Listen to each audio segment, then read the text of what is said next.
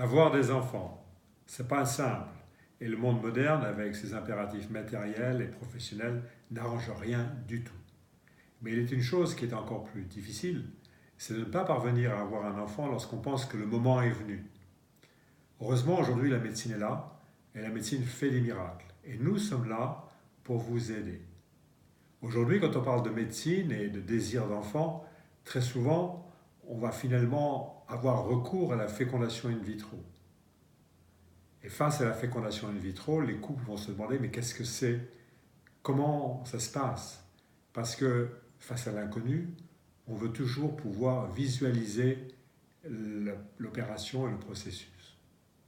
Mais il est une question qui est encore plus importante que de savoir ce qu'est la fécondation in vitro. Parce que si vous avez recours à la fécondation in vitro, on vous expliquera bien assez tôt.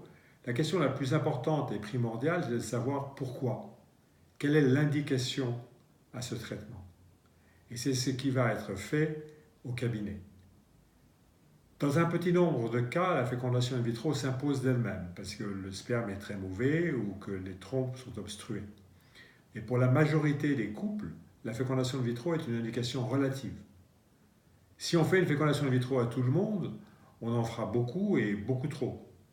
Mais dans certains cas, si on la fait trop tard, elle risque d'échouer parce que la fonction ovarienne sera trop faible. Par conséquent, à la consultation médicale, au cabinet, la question fondamentale est de savoir quelle est l'urgence avec laquelle il faut avoir recours à la fécondation in vitro.